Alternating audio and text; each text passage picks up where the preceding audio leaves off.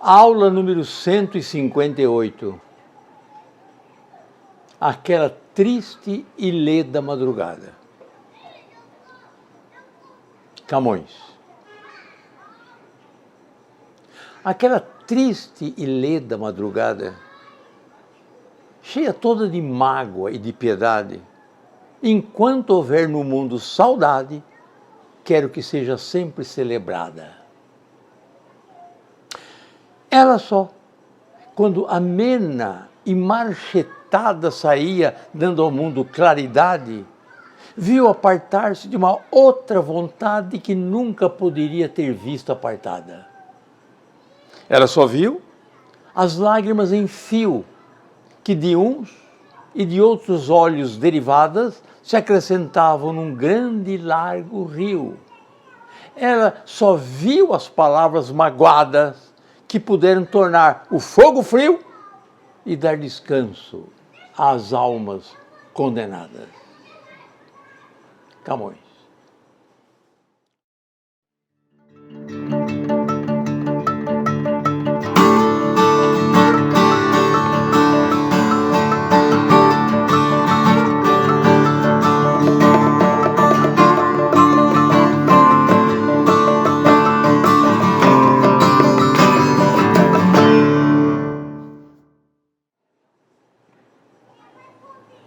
Esse soneto de Camões trata da separação de um casal, em que se realiza numa madrugada. Uma madrugada ao mesmo tempo triste e alegre. É possível que o sujeito lírico desse poema seja o próprio Camões. Aos 20 anos de idade, ele fora exilado para o Alentejo por ter a ousadia de flertar, de paquerar uma donzela da corte. E há uma separação do casal. É possível que, depois que se separaram, a obrigatoriedade da separação, ele foi exilado. É possível que esse soneto retrate a própria vida de Camões. É possível. Aquela triste e leda madrugada. A madrugada é triste. Por quê? Porque assiste à separação do casal.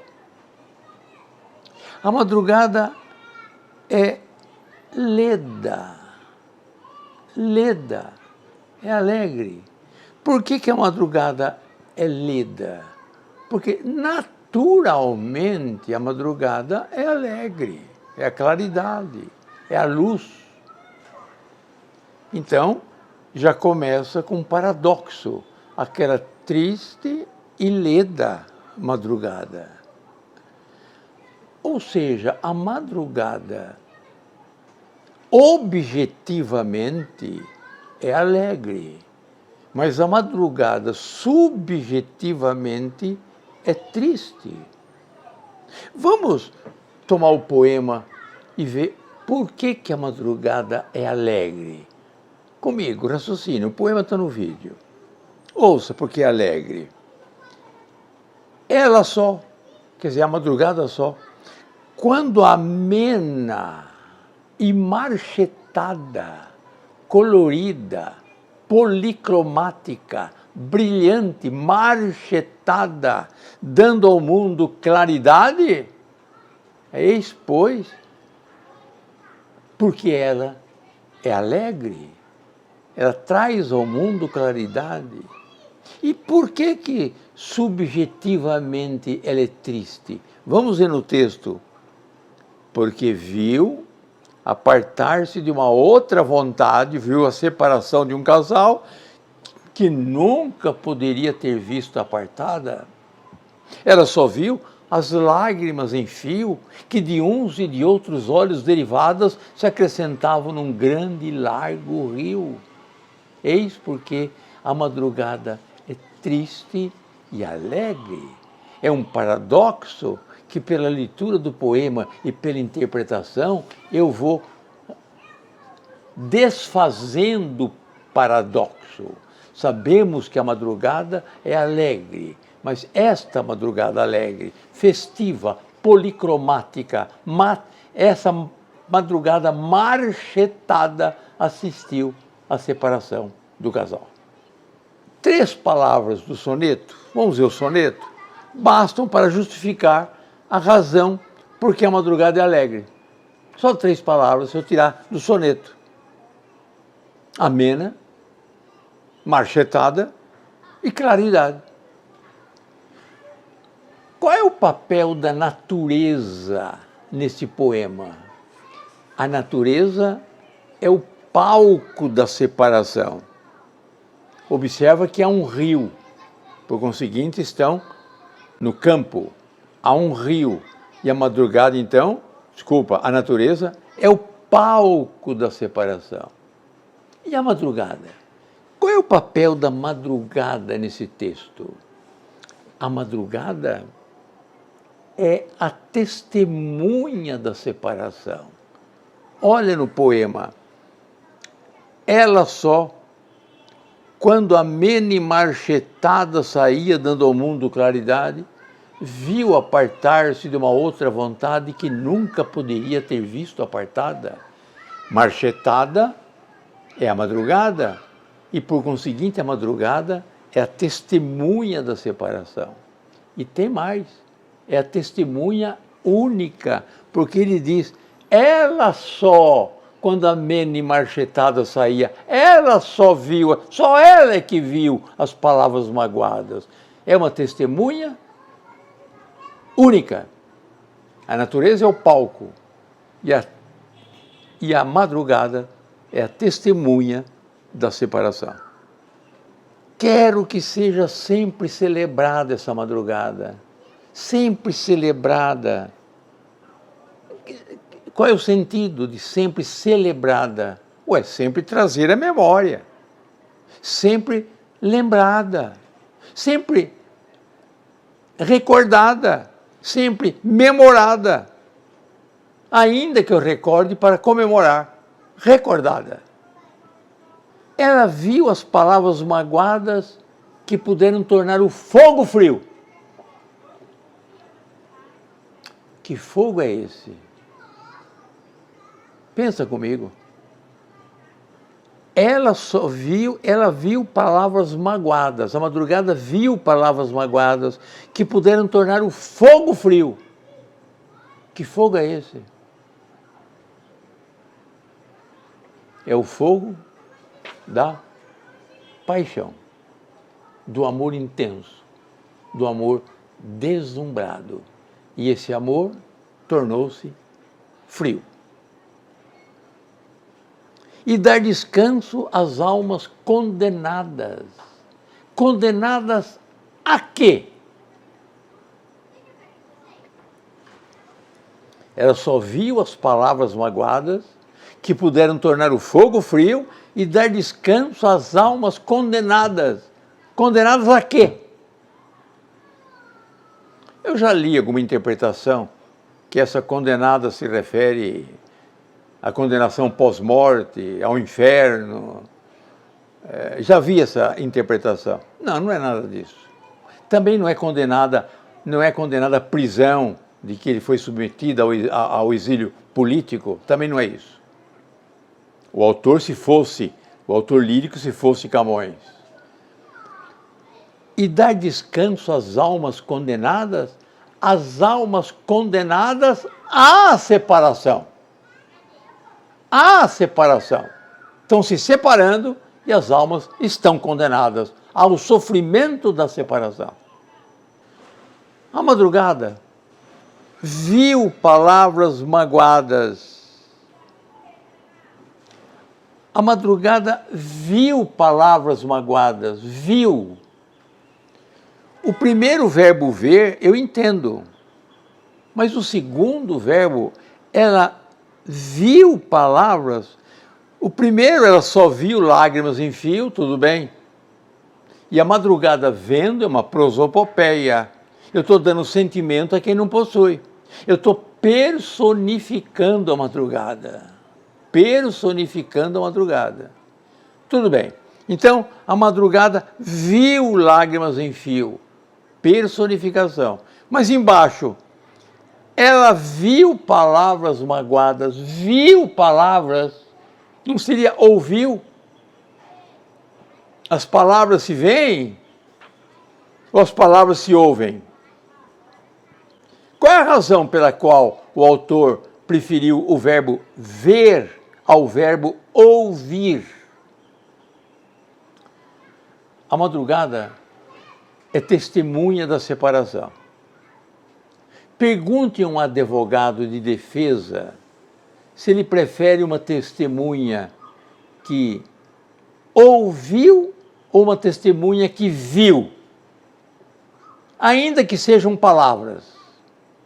Pergunte a um advogado ou a um juiz para o julgamento o que ele prefere, alguém que ouviu palavras ou alguém que viu palavras.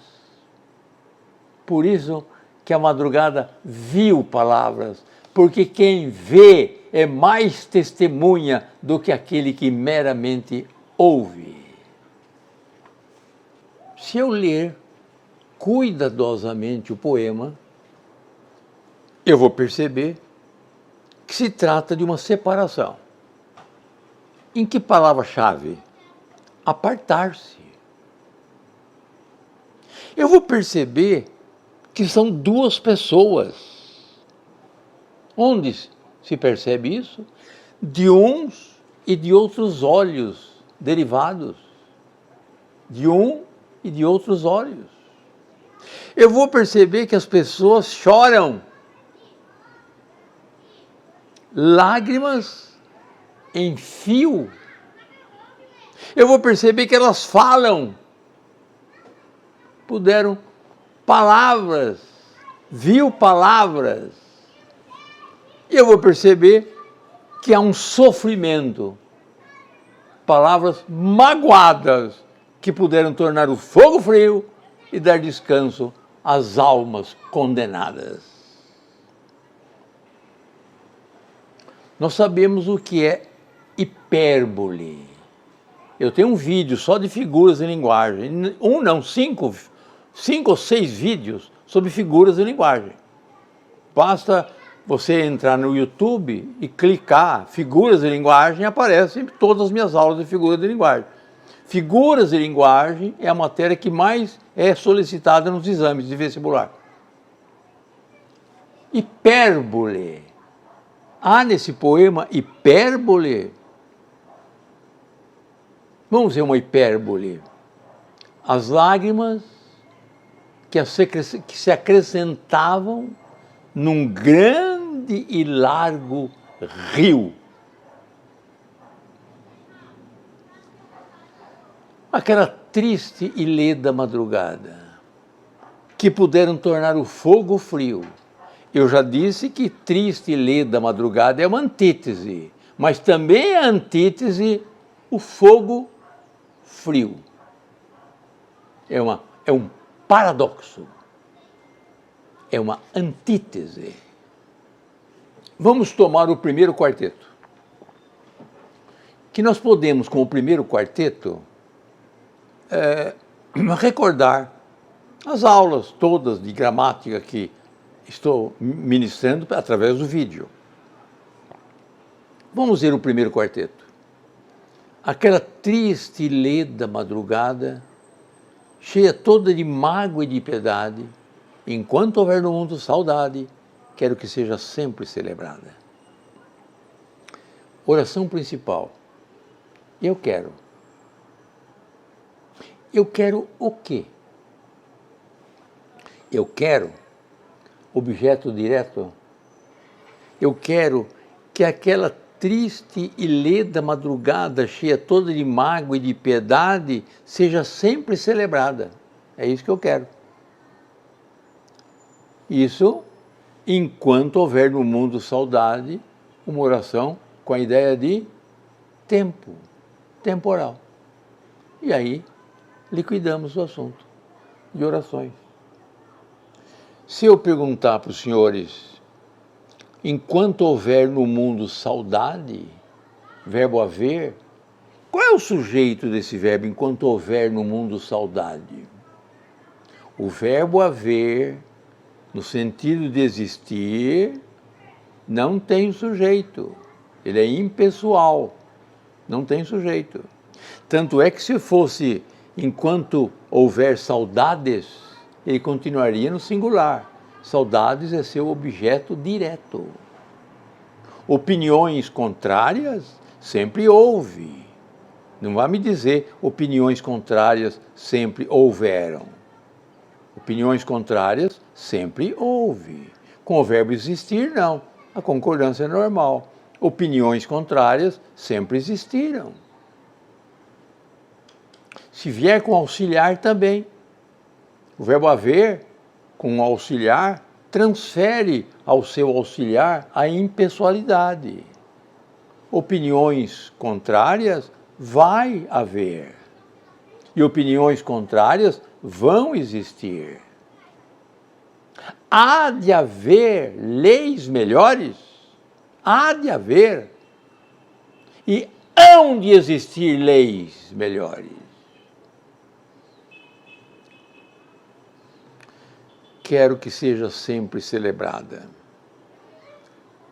Ela só, a madrugada só, quando amena e marchetada saía dando ao mundo claridade, viu apartar-se de uma outra vontade que nunca poderá ver-se apartada. Vamos lá ver. Ela só viu, vamos colocar mais ou menos na ordem direta, ela só viu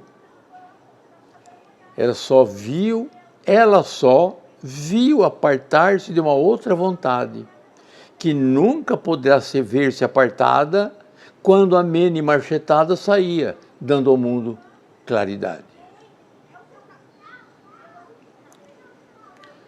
Dando ao mundo claridade. Qual é o sujeito dessa oração? Ela. Ela quem? A madrugada. Quando amena e marchetada saía dando ao mundo claridade, viu apartar-se. Quem viu? A madrugada. Viu que se apartava. Verbo no infinito, eu posso reduzir esse verbo do infinito a uma oração objetiva direta. Viu que se apartava. Viu que? Eu tiro o verbo do infinito, coloco o verbo no finito e a oração é objetiva direta do verbo ver. Viu apartar-se de uma outra vontade que nunca poderá ver-se apartada. O que não poderá ver-se apartado nunca? Que nunca poderá ver-se apartado? A vontade. Mas olha, observa, pergunta de vestibular. Qual é o sujeito de nunca poderá ver-se apartada? Se você responder vontade, é o sujeito lógico, mas é possível que nas alternativas tenha o sujeito gramatical, que é a partícula que viu apartar-se de outra vontade, a qual outra vontade nunca poderá ver-se apartada. Rigorosamente, o sujeito da oração de nunca poderá ver-se apartada é o que, e não a palavra vontade. Vamos esclarecer um pouquinho isso. Se eu digo, o ditador governou o país durante a Segunda Guerra Mundial. Se eu perguntar ao aluno o sujeito dessa oração, e ele me disser Getúlio Vargas, ele acertou o sujeito lógico, mas não o sujeito gramatical. O sujeito gramatical é o sujeito que está escrito. Qual é o sujeito que está escrito? É o ditador. O sujeito lógico é toda a interpretação que você possa dar. É Getúlio, é o gaúcho, é o revolucionário de 30, o que você bem entender. Mas o sujeito escrito gramatical é aquele que está no texto, expresso. Então, rigorosamente, se tiver uma pergunta, qual é o sujeito gramatical de nunca poderá ver-se apartada? O sujeito gramatical é o quê? Não é vontade. Porque a vontade está presa ao verbo apartar-se de uma outra vontade, que seria uma adjunta adverbial de apartar-se. Ela só viu as lágrimas em fio que de uns e de outros olhos derivadas se acrescentaram em grande e largo rio. Vamos voltar. Ela só viu as lágrimas em fio. Acabou a oração. Outra oração. Que de uns e de outros olhos derivadas se acrescentavam em grande e largo rio. Vou perguntar agora. Suponhamos um teste.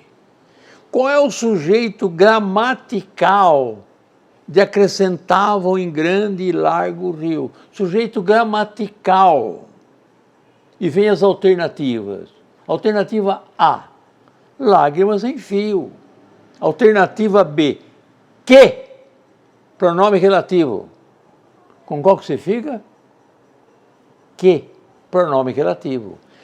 E ela só viu as lágrimas em fio, as quais lágrimas em fio, de uns e de outros olhos derivadas, se acrescentavam num grande e largo rio. Ela viu as palavras magoadas, que puderam tornar o fogo frio. Repito, qual é o sujeito que puderam tornar o fogo frio? Não seria palavras magoadas? Não. Palavras magoadas é objeto direto do verbo ver. Então, qual é o sujeito de puderam tornar o fogo frio? Que, no lugar de palavras magoadas, que puderam tornar o fogo frio e dar descanso às almas condenadas. É um soneto, porque tem 14 versos, distribuídos em 2 quartetos e 2 tercetos. É uma composição, sim, fixa. As rimas são interpoladas nos quartetos. Gostei dessa rima rio com frio, que é uma rima rica, porque é feita com um substantivo e um adjetivo. Mas o poema é belo. Leia comigo o poema. Leia comigo o poema. Eu vou ler, nós vamos ler junto o poema. Abre o som, percebe a musicalidade do poema. Os versos são decassílabos, heróicos, pausa na sexta e pausa na 10ª. Aquela triste leda madrugada, cheia toda de mágoa e de piedade, enquanto houver no mundo saudade, quero que seja sempre celebrada. Ela só, quando amena e marchetada saía, dando ao mundo claridade, viu apartar-se de uma outra vontade que nunca poderá ver-se apartada. Ela só viu as lágrimas em fio, que de uns e de outros olhos derivadas se acrescentavam em grande e largo rio. Ela viu as palavras magoadas que puderam tornar o fogo frio e dar descanso às almas condenadas. Camões teve algumas musas inspiradoras, ou, para ser mais prático, algumas namoradas. Uma delas, Bárbara, uma escrava negra. Ele escreveu assim: aquela cativa que me tem cativo, porque nela vivo, já não quer que viva. E ainda fala: rosto singular, olhos sossegados, pretos e cansados, mas não de matar.